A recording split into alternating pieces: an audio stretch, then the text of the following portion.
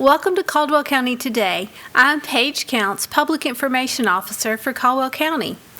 Joining me today are Keith Smith, David Ring, and Stephen Starnes, and they are here to talk about the upcoming HUB production of Goodnight, Gracie. Welcome, gentlemen. Thank you. Thank you, Paige. Always good to be here. Keith, I'm going to start with you. Okay. Why Goodnight, Gracie for a performance? Okay, well, it's Say Goodnight, Gracie. It's the third longest running one-man show in Broadway history, was very critically acclaimed.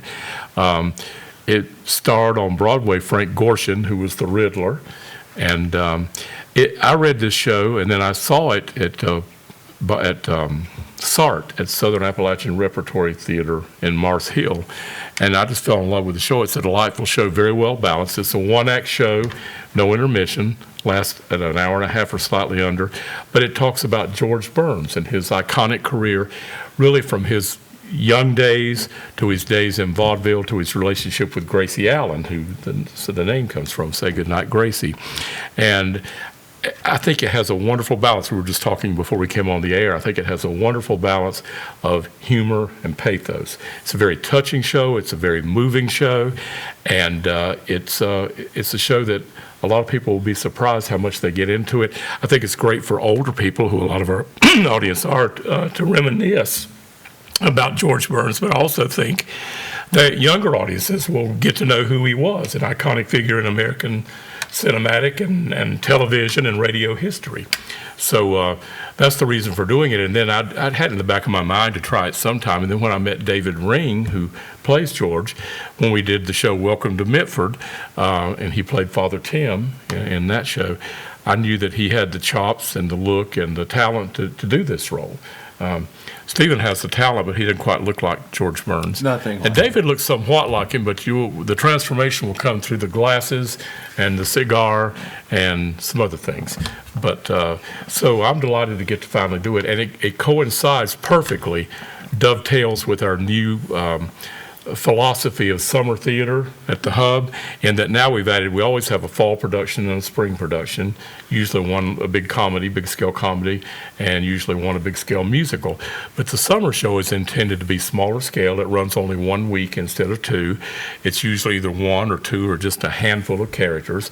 It's a smaller scale show, which gives people a chance to relax, to get better seats. It accommodates our budget at the end of the fiscal year for the Town of Hudson, and most importantly, it gives us a chance to incorporate some people into these smaller scale shows, which are more intimate, really. David, a one-man show. Mm-hmm. Okay. I just think complete intimidation. Did you know that? Yeah. Did you know that? Yeah. That's a lot to put on a single actor. Mm-hmm. We were talking earlier about how long you've had the script and been, we'll say, reviewing it. Mm-hmm. So talk to us a little about the work you put into it and how you go about that. Well, I think every project you take on is a leap of faith. In fact, whenever people ask me how do you learn all those lines, that's generally my first answer, is that it's an act of faith. You just have to go into it thinking that somehow this is going to happen.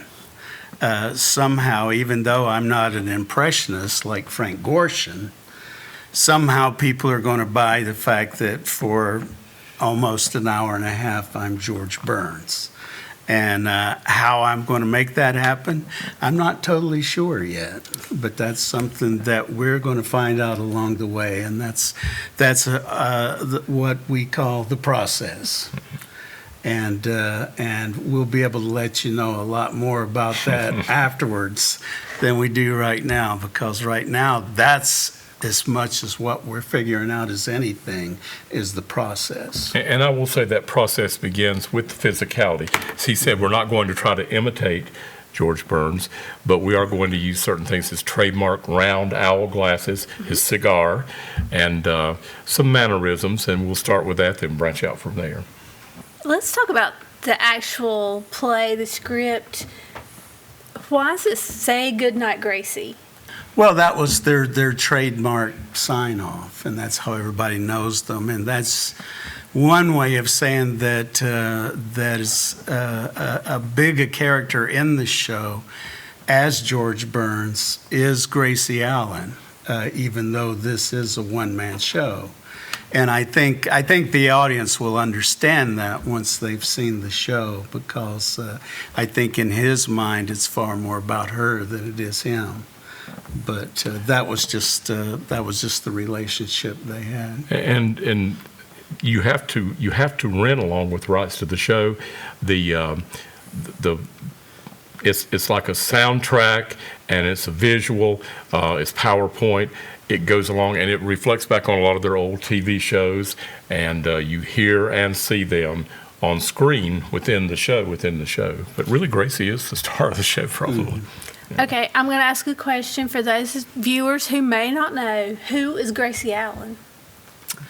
Well, Gracie Allen was George Burns' wife. And they met in the early vaudeville days when everybody was scrambling around trying to put any kind of act together they could come up with. And these two happened to get together, and there are some real interesting stories about that in the play that I won't ruin right now. But that's who she was, and she was famous there in the days of radio, especially, as one of the funniest women in America.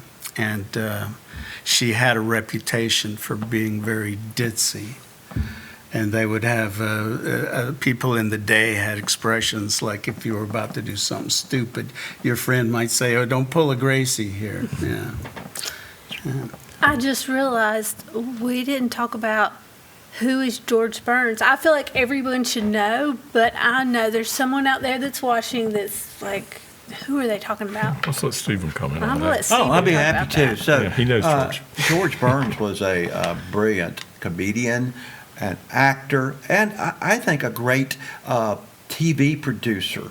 He was a driving force behind the act, Burns and Allen, and he was a gentleman whose career spanned 7 decades, probably 8 decades, because he lived to be 100. He actually had signed a contract to appear in Las Vegas on his 100th birthday, and he actually lived beyond his 100th birthday, but he was in failing health and he did not perform. But George Burns actually won the Academy Award. And what year was it? 75? 79. 79. He won the Academy Award for a play that was made into a movie, and that actually revitalized his career, because with the death of Gracie Allen and her retirement in 1969, his career had waned a little bit, but he still was a brilliant comedian. He still had a very sharp mind, and that movie brought back a resurgence of his career, and he later appeared in a movie in 1977 with John Denver, of all people, called Oh God. And later audiences may know that actual movie better, but his career was incredible. And I just want to say that David is going to do so well capturing George Burns. Yes. David and I have a great friendship. We meet every week for breakfast, and I can just see him as George Burns. He is going to be fabulous. And I misspoke. I said, when Stephen said what year, I think 75 was right. He was 79 when he did the role and won the Academy Award at age 80. So Yes. then after that, And he was the oldest Academy Award winner for over 20 years. There have been two people since who were older when they won the Academy Award, but he was for many years the oldest Academy Award winner ever. Yes.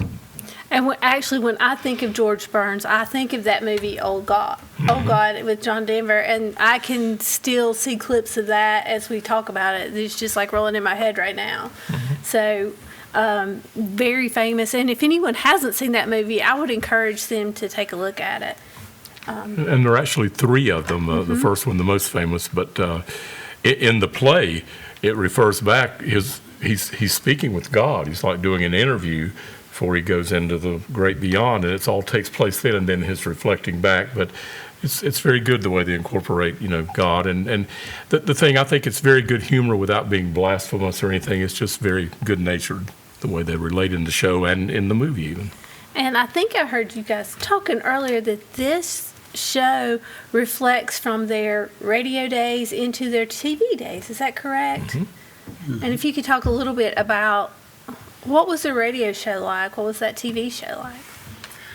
Well, they were essentially the same show. The TV show was much more difficult because with radio, you don't have to worry about anything visual, and you don't have to memorize your lines. You can work from a script, and so for the radio show, they just get and read over it a time or two, and then, bam, they were ready to go. Once they began into television, you have to come in early for makeup and all that kind of stuff, and to get the lighting and all the technical stuff. There's a lot too, as you know, doing TV, and then you've got to have your lines memorized and everything. It just has to move a little more efficiently.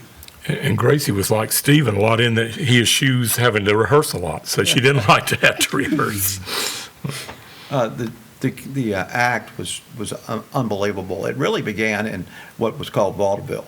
And we have nothing in our modern culture, to me, that's comparable to Vaudeville. It was live entertainment, and it appeared to be unstructured, but it was well rehearsed. They would rehearse forever, and they would do 5 or 6 shows a day. And they would perform, and they were fabulous. So the radio show sort of grew out of the vaudeville show, and then the TV show sort of grew out of the radio show. But they were famous throughout the country. They would run running gags. Before we went on the air, we were talking about one of their most famous running gags was that in 1940, Gracie Allen ran for president of the United States on the surprise party ticket. And it was a leap year, and so their mascot was the kangaroo. And she, how many votes did she get? She actually got, 44,000? 44,000 votes, and it was amazing. They ran a lot of running gags. Like she was one of their running gags was that she was looking for her missing brother, because she really did have a brother, and she was from San Francisco, and her brother got so tired of that running gag, he actually went into hiding because so many people would come and, hey, your sister's looking for you. You need to call her. And so people, it was kind of like soap operas today. People would believe that these characters were real, and they became, in those days, the people on radio and later television became part of the family, and they thought that they were part of the family. And following on that, they were married in real life, but early in their show, they would have her having relationships with other men in the show, and the fans didn't like that, so they had to cut that out. In fact, Al Jolson, who was actually predated those two, he actually told them, you got to knock that off. The audience doesn't believe it. They know you're married, okay? And really, they were part of the family. And I think that's what makes them so unique is Americans just adopted them in to let them, be their entertainment, be part of the family. And you asked earlier, who was Gracie? And you asked earlier about the Say Goodnight, Gracie. That became part of culture. In fact, when the three of us were young, there was actually a TV show called Rowan and Martin's Laugh-In, and they actually they stole the Goodnight Gracie line for their closing. One of the comedians on the show was Dick Martin, and Dan Rowan, his partner, would get frustrated with Dick Martin just as George Burns would get frustrated with Gracie Allen, and he'd finally say good night, Dick. And he would say, good night, Dick. Yeah, and that's what, so knowing how she was, I always thought for a while before we started getting the script more that when you said, say good night, Gracie, she would say, good night, Gracie, but she just said good night. So she didn't carry it to that level. Keith, you're kind of the driving force behind theater in Hudson for the HUB for the region, really. So why this play? This play, again, just it fits our format for the small-scale show. I have enough nostalgia that I want to honor some past people and get people to know who George Burns was better, and opportunity. It's a good script, but as I said, both Stephen and I felt that David would be really good in this role, so that's why we have gone in this direction with that. David is new to theater here, but he is an experienced and seasoned actor. I had the privilege of working with him twice in the Mitford show, and he almost had a one-man role in that. He was on stage constantly throughout that. And did you even leave stage maybe one time for half a page? Yeah, you don't leave it at all this time. Yeah. So he is a phenomenal actor, and he's got a lot of stamina. He's older than I am, so I'm amazed with the stamina that you have. Yeah. You keep saying, why this show? It's a role I'm not too old to do. There's not that many of those left. In fact, he's going to have to age, about 30 years to be able to do it. Yes, I know Keith likes to keep people in the right age range to make them real. We've worked together enough to know I've picked up on that, Keith. Keith, talk about some of the logistics for this show. Yes, thank you. That's what I was thinking about. This show, as I said, it only runs one weekend, and that is Thursday, Friday, Saturday, and Sunday, with the Sunday being a matinee, which plays right into the hands if we have some elderly guests for this show or any show, people who don't drive at night. That's very good for them. It's Thursday, Friday, Saturday, and Sunday, June 12th, 13th, 14th, and 15th. It's catered by Daniel Boone Inn, so it is dinner theater, or you can get tickets to sit in the balcony, as we always say. But the dinner begins at 6:30, the show at 7:30, except for the Sunday. It's a 1:30 dinner, 2:30 matinee performance, and tickets are $37 for dinner and the show, or lunch and the show, and $20 for the balcony seats only. And you can get those in one of three ways. You can go to the HUB Station, 145 Cedar Valley Road on Tuesdays and Thursdays and get tickets in person. You can call anytime and leave a message, and Addie will return your call about tickets. Or the most convenient way is to go to online, go to the Hudson website, Town of Hudson website, or the HUB Station website, and follow the links to tix.com, that's tix.com, and get your tickets there. Order them online. That's the most convenient way. Well, what I would say to people, we just finished doing a huge scale show, 9 to 5, and we sold it out with 4 weeks to go and had to add some shows and turned away many people. That's a large-scale show. Part of what we're playing toward, as I said, is a smaller scale show, but we need people to come see it. Once you do, you'll be glad that you did. But there are people who said, why don't I have an opportunity to buy tickets? Well, you've got opportunity now. Please call or go by and get them. But we need for this to be successful, for us to continue this philosophy. But also, they're going to be rewarded by seeing David in this fine show. And again, those are the three ways to get tickets: $37 for dinner and the show, or lunch and the show, and $20 for the show only. And I did want to mention one thing that goes a little different direction, but the gentleman who wrote this play was a man called Rupert Holmes. And many people, if they're old enough, will remember Rupert Holmes as the gentleman who had the hit song, "Do You Like Pina Coladas?" Yeah, and it turns out and it kind of fits in with Burns and Allen in that he and his wife both secretly go online to look to meet other people, and this dating site puts them together, so they realize they do have a lot in common. So I just think that's an interesting side bit that he wrote this show, but Keith, wish I'd written it. I'm going to ask you for some insider information. Okay. I know there's not a bad seat in the house at the HUB. But for theater, for a one-man show, what's the best seat in the house? Well, most people think our table 6, which is the middle of the second row, is kind of the central table. The good thing, again, about the intimacy of this show is that we're only opening it to the first 20 tables to start with. If we sell more, we'll open to the full 27. But anytime you can be up close in a show, you have more nuances, seeing facial expression and that sort of thing. But by the contrary, I also think by it being one man, you don't have so much to have to look at. Your focus is on David, and he's a fine enough quality actor to be able to maintain that focus and to present it. So I don't think there is a bad seat for this. If you're stuck on the back row, on row 27 for one of the big shows, and you got Lou Alcindor with a hat in front of you, then yeah, that's back to Lou Alcindor before he was Kareem Abdul-Jabbar. And we're talking about basketball earlier.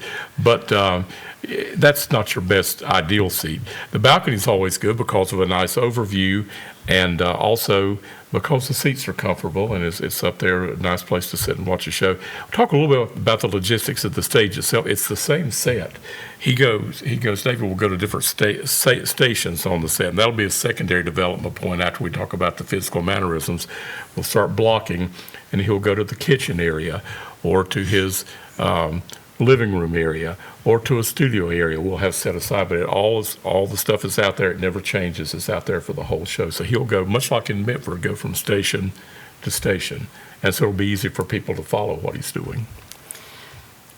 Talk to me a little bit about a crew. I mean, I know with your big shows, it requires a lot of people backstage. Mm-hmm. What does this require as far as a backstage? Well, it's just really the two of us, and I say actually the three of us because Stephen is our consultant. He puts in a lot of information about George Burns, and he has a lot of theatrical experience, and we'll certainly listen to anything he has to say. So it'll mainly be David, and then the little inner circle after that will be me and him. Then the third row or level or circle will be Stephen and David and I. We'll probably have a stage manager.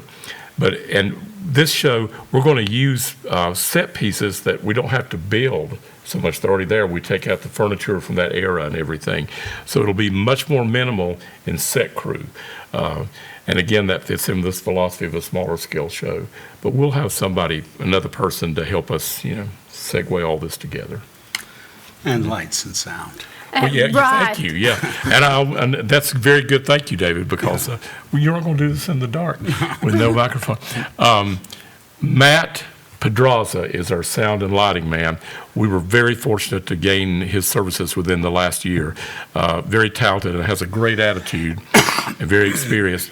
But we need him not only for the lights. The sound is good because he only has to manage one mic instead of the 16 he did in 9 to 5 or in My Fair Lady. But he'll be focused on running this PowerPoint where we bring up different voices and different cues and different sight things and different TV shows from the past. And so he'll be hands-on for the whole thing. Oh, he's vital to the show. He's really the second character. Well, third character. Gracie's the second character. Burns and Allen were just a huge part of culture from the 1930s to really the 1960s. Their TV show was really a contemporary of a show that most everybody in America knows. I Love Lucy. In fact, in my opinion, it could have been I Love Lucy before I Love Lucy. I Love Lucy was unique in that it was most TV shows at the time were done live, but Ricky Ricardo, Desi Arnaz, the guy that played Ricky Ricardo, was smart enough to say, if I film this, I can play it again. And so that was one of the secrets to I Love Lucy, making it. Really, Burns and Allen did the same thing with their show. The first 2 years they were live, but George Burns was just as smart as Desi Arnaz. He said, man, if I start filming this, I can sell it later. And it really captures so much of what life was like in the 50s, even though it was set in Hollywood. It captures a lot of that. And it really, any of you that also watched the Dick Van Dyke Show, it's got a lot of elements of that. Dick Van Dyke was kind of the behind the scenes story of a big TV show, big variety show. This one has a lot of that, but it runs all the genres from vaudeville to radio to television.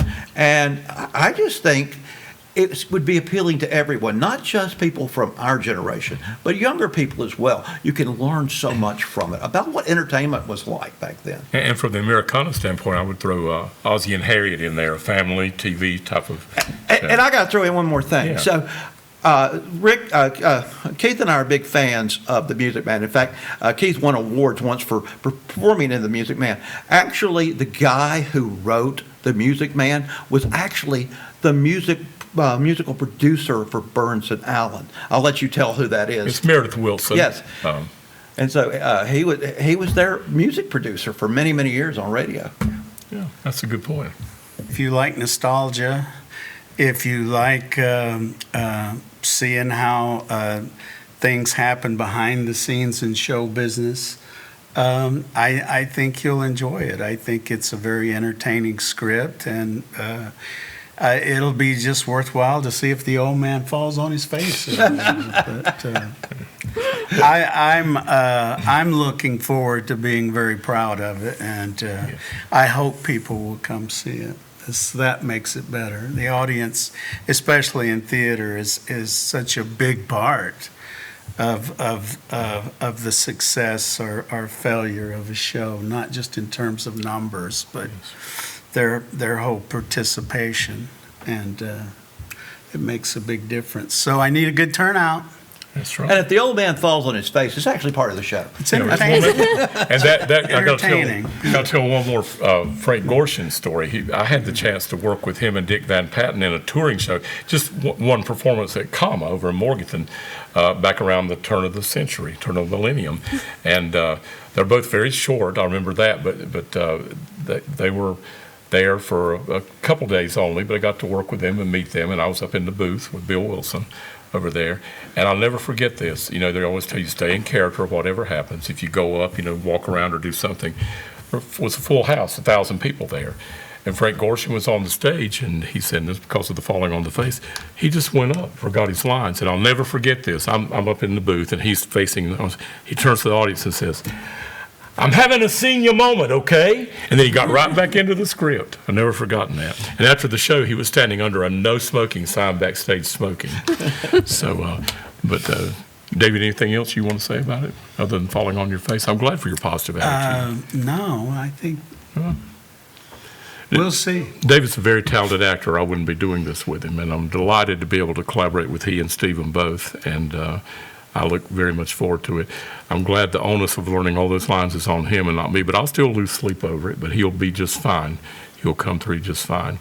And it'll be a privilege to get you to watch this work on stage. You'll get to see something in Hudson for a lot cheaper, but still very good quality as you would get if you went to regional theaters or even, dare say, New York.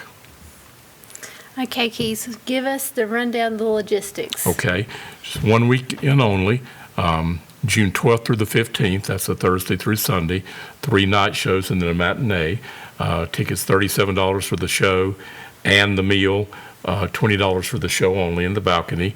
You get tickets in one of 3 ways: by calling the HUB Station box office, which is 828-726-8871. And if you get Addie live, then that's a bonus. If you don't, leave a message and she will return the call. And you can go by in person on Tuesdays and Thursdays from 10 to 5 and pick up your tickets. Or as I said, the most convenient way is to go online onto the Town of Hudson website or the HUB Station website and follow the link to tix.com, tix.com, and purchase your tickets. But we need your support for this, show to be a success. But I don't apologize for it. I think it's going to be a wonderful show and a wonderful opportunity. So please come. But get your tickets soon, because momentum builds on itself. If you do that early, it keeps building. Okay, gentlemen, thank you for being here. Thank you. Thank you, Paige. And I look forward to your performance. Great. And thank you for watching Caldwell County Today.